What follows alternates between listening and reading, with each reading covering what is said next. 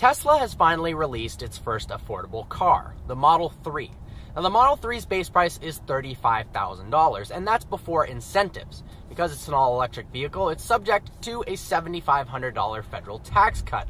However, if they sell more than 200,000 units of the Model 3, which is very likely, that $7,500 starts being reduced incrementally. In fact, in just 2 days, Tesla has sold 276,000 pre-orders on the Model 3. Online, you can go fill out a $1,000 refundable deposit to reserve a slot for the Model 3. Now, they are set to hit consumers sometime in 2017. Now, during the reveal, Elon Musk didn't seem all that confident that it would actually hit 2017, but we'll see. Maybe a late 2017 release date.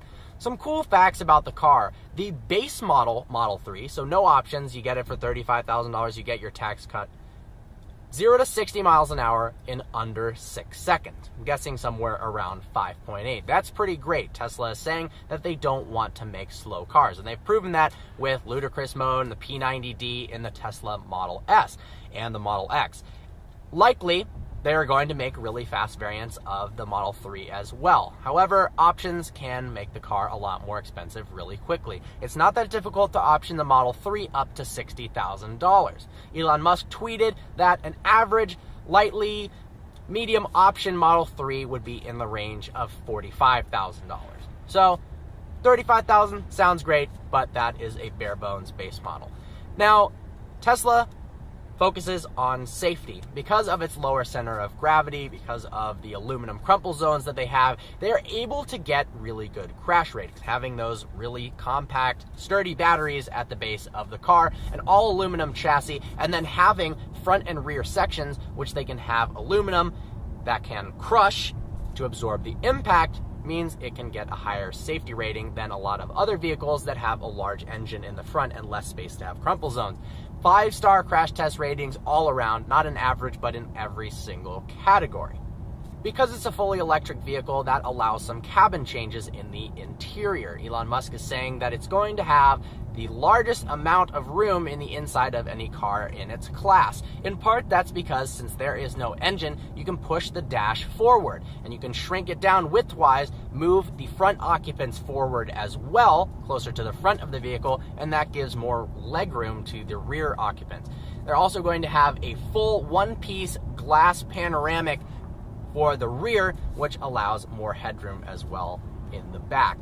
Now, there are some styling differences from your typical ICE car, internal combustion engine. Notably, there are no grills. Normally, you'd have to have some cooling, ram air into the engine to help it run smoothly, but with an electric vehicle, you don't have that. So there's no grills at all in the front, which at first look looks a little bit strange, but it's actually grown on me, and especially it looks nicer in the Model 3 having all one color than it does with the two-piece black insert for the Model S. You've got new wheel options, which look fantastic. The updated LED front headlights look great as well. Overall, the vehicle looks like a smaller, sleeker Model S, which is not a bad thing whatsoever. Apparently, the Model 3 has been Elon Musk and Tesla's goal all along, starting with the Roadster, very limited production, to show that you could make a fast electric vehicle, 0 to 60 in 3.8 seconds, taking a Lotus, proving that an electric powertrain can be effective. Then they moved on to the Model S, proving that it could be a 4-seater, a practical vehicle, and be fast, and not look like a cheese wedge like the Prius. Then they moved on to the Model X, provide some more room in the interior, innovative gull-wing doors, and in part, the Model X was used to get more profit in order to produce the Model 3. There's a lot of startup costs involved in mass producing the Model 3, and a lot of that is due to the batteries. Tesla wants to increase production to 500,000 units per year, close to 2020.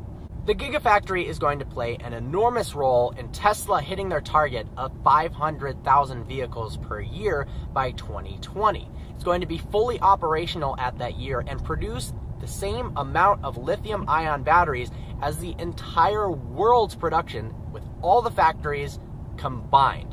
It's going to be a building that has the footprint that's the largest of any building ever created. And the volume is actually the second largest of any building ever created. So clearly, Tesla likes to go big or go home. They've pioneered one of the fastest first electric vehicles, one of the best-selling all-around sedans, and now they've made it cheap to compete with the Chevy Bolt, the Chevy Volt, the Prius.